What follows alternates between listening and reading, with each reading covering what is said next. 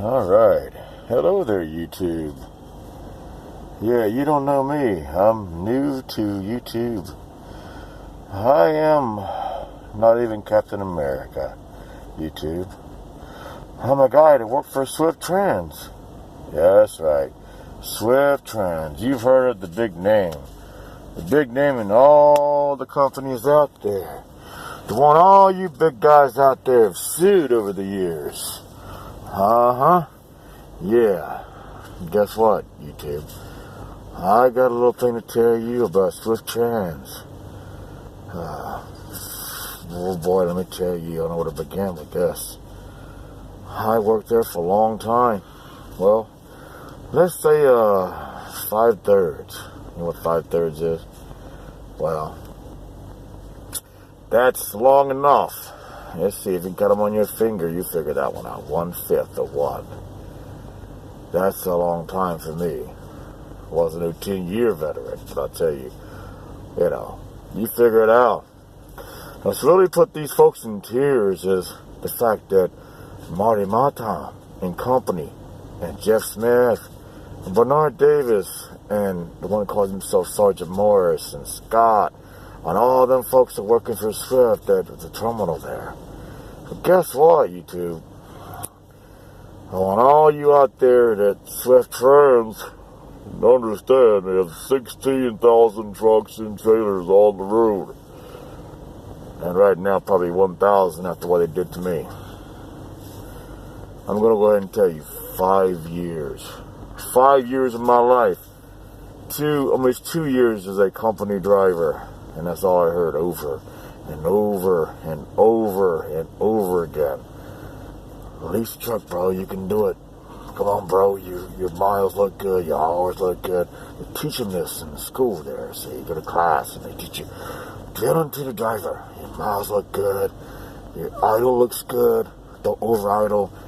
You can do this, bro. I'm telling you, you can do this. It wouldn't take much to lease a truck, bro. You can do it. And for my case well, I told them very straight up, I won't lease a truck unless I get what I wanted. And they made sure I got what I wanted, but I wanted a used truck. I said, I want to lease a used truck, something that's got, 300 and some thousand miles. They found it, okay? So, make a long story short, I was in the truck for 6 months, a used truck. I got a call from Rebecca Arredondo. Mr. So-and-so, would you like to keep that truck? We got a brand new 2015-16 trucks coming in, and they have brand new refrigerators. That's the catch. Brand new fridges. Fridge ain't nothing. That's a $500 fridge, that's all. Some places cost you more than that. Well, I said, no, I want to keep this truck. And the thing that turned me off, she wasn't very professional because she said, Alicia and Gordon, I want you out of pulling Swift trucks and trailers. And she said it real fast. And I said, excuse me? Told me out of pulling Swift trucks and trailers? I said, Gordon and Alicia want me out of pulling Swift trucks and trailers? I said, huh. I said, could you be more, please be more professional? And I said, by the way, I said, fuck Alicia, fuck Fed Alicia, but fuck Gordon. How about that? And she says, what did you say, Mr. So-and-so? You sure are very arrogant. I said, and she said, you know what, you don't qualify for the truck anyway. And she hung up the phone on me. Click. I called up the driver leader there, since my other driver leader died, passed away or whatever. And I says, they said I don't qualify for the truck to renew the lease on it, so I'm going to go back company driver or I'll go elsewhere. Oh, no, I'm pretty sure you're qualified for it. And he's tapping in the computer keys. And here you go, call this number right here and talk to this woman. I said, okay. And she said, no, you are qualified. You want at least to buy that truck, at least to own the truck? I said, yes, I want to buy it out. A buyout, that's what it will be, a buyout. I said, okay. So I did. Just so you know, this is the first session of many more to come, because I've got to ask, because I'm being harassed by the Marty Matam, and Michelle Matam, and Mr. Smith, and the rest of the trash up in Richmond, Virginia that are calling the truck stops. And that's the catch. Get you in a truck, lease, purchase. Even if they don't like you as a company driver, they stalk you. Nobody wants to believe it. But it's the truth. They stalk you. They got a megaphone. Okay? So just finish the story here, okay? Before we get into the megaphone, let's finish the story here. So, I decided to lease the truck. And everything's going great. And then all of a sudden it starts. The phone calls at the truck stops. I want him out of my equipment. He's got a bad temper. He's this, and he's that. He's this. I want him out of my equipment. I'm like, right in front of my face, I go into the Kenworth shop. The first incident in the Kenworth shop was a incident where it wasn't my fault. The truck was running fine. Nothing wrong with the truck. But someone had two female Swift drivers out of Wisconsin. The Wisconsin Swift yard come all the way down there to Santa Rosa, New Mexico to pretend they were trying to back into a parking space, back into my truck on the passenger side. And then the insurance fixed everything except for put a new hood on the truck, which it needed really badly. It's cracked. I did most of the superficial repairs myself, except for the S-pipe, the front end alignment, putting the tire and rim on that side, and the mirror that had to be replaced. The $300, $400 heated adjustable mirror. Guess what? I got down Fort Lauderdale, Florida. I'd never been to Florida before. I said, I want to go to Florida. They gave me a little going to Florida. Got down there. I said, I'm going to take my little break down here. I'll take my break and have them work on the truck. Well, I'm sitting in the America's Best Inn, not America's Best Value, but America's Best Inn around the corner from the Kenworth shop. And guess what? And Marty and the Marilyn Felicia Lacey and company, they all start calling down there. We got to do this. To be made, you got to do this, you got to do that. My truck was in the shop all the way up until Friday morning at 11 o'clock when I checked out to get the truck picked up. I get up in the truck. Already had a check engine light pop up. Found out it was the EGR portals. Just need to be cleaned out. Well, I get ready to get in the truck, and the truck goes, starts up. First word the guy says, well, we found out why your check engine light is on. He wants to go ahead and fix it. I said, no. I said, enough. I said, truck's been here since Monday. Why? Can you tell me why the truck is lagging? It doesn't want to start. I think you got a bad batteries, or maybe a switches battery starter. It can't be, I said. Can't be. I've got a brand new starter on the truck. It's only like maybe not even a year old yet. I had to put on a Rush Peterbilt place there in Pueblo, Colorado. Well, that sounds like a starter problem to me, or batteries. I said, I got two brand new batteries I just had put in there in Morris, Illinois, the TA truck stop. I said, that can't be. I said, please tell me, what have you done to my truck? I said, you're not going to touch anything else on my truck. Nothing. I got in my truck, angry. I had another load going, picking up in Charleston when they had the trailer I dropped on the curb there at the truck shop. So I pick up the load at the Walmarts there in Savannah, or up there in Charleston, or wherever it was at.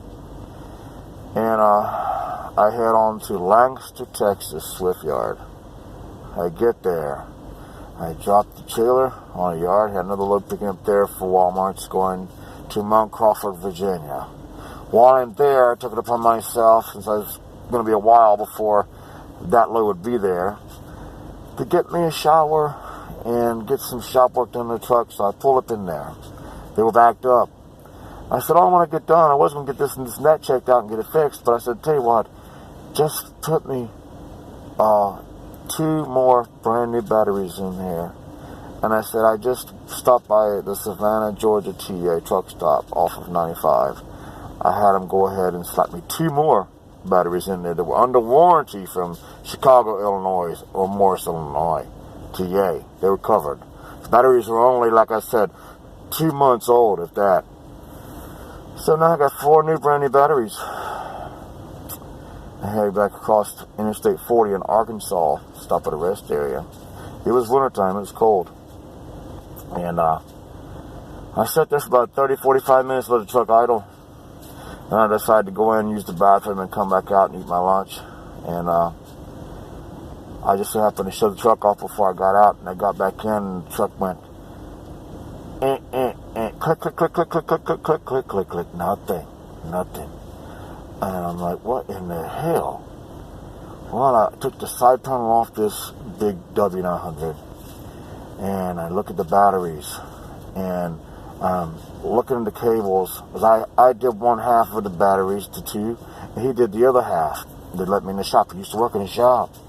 So, called the on-road department, had them send somebody out there. 22 miles is a TA up there in Little Rock. So they come out there. And the guy messed with the wires and messed with the switch, and he grabbed the hold of the switch and had it turned over at the same time he grabbing the wires, and all of a sudden it started up. A loose cable. The wire was loose. The guy didn't tighten up tight enough. It's swift. Go figure, right? So, left from there finally.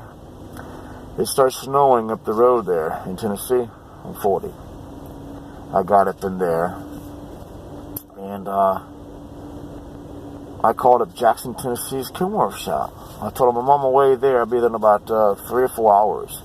I told him I want to get the check engine light, and I still got a lagging with a So, okay, bring it on in here. Don't turn the truck off till we get it in the shop, so we can get a look at the EGR, or get a look at the check engine light, because the thing was, the check engine light wouldn't come on until you hit the road about 100 miles, and all of a sudden the light would pop up. And then when you shut the truck off, turn it on again, it wouldn't come up again. So I said, okay. I got there, I did exactly. I dropped the trailer, pulled around there, and then he got it in the shop.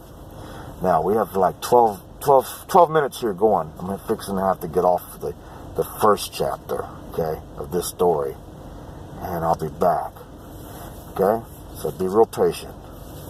Got the truck in the shop. He cleaned the EGR portals, put it back together. The young man was going to put the starter on because the guy said, I graduated from putting on starters a long time ago. This guy is about 20-something years old. Is going to do it for you. Okay, no problem. He got up on there and stripped the bolt on the starter the first time. Stripped it, slapped out, throwing wrenches flying out from under the truck. I come over and say, is everything okay? Oh, I got the damn starter. The starter bolt stripped down. I got to get another damn starter. And the positive battery cable bolt, he stripped it out. Okay? He tested the switch. Said the switch was bad. How did the switch get bad? God only knows. I took the old starter, looked at it. This is what gets me now. The old starter had no serial numbers on it. It was cleaned up with Varsaw. I know the old tricks. I worked in the shop. My uncle used to be a flim-flam artist. Went into the shop. No serial numbers on that starter. Nowhere. So what does that tell me? My starter was originally put on in Pueblo, Colorado. It's no longer there. That's not my starter. It's someone else's used starter that's been cleaned up and slapped on there. They know it was going bad. They figured a way to extort and steal money from somebody. So guess what? Same thing's going on there. I had $3,000 in the maintenance account. It got completely wiped out for a battery test, a switch, and a starter replacement, and an EGR portal valve cleaning in Jackson, Tennessee. The little witch there, Swift Hands, in Richmond, Virginia, along with Monica Smith McLaurin, helping her. They extorted money. They called the shop there, told them to do this, do that. And she was sending a couple here, there, to do this and that. But I get my cut. Wire the money to my email. I don't care if you're mad. You look at this and get mad if you want to.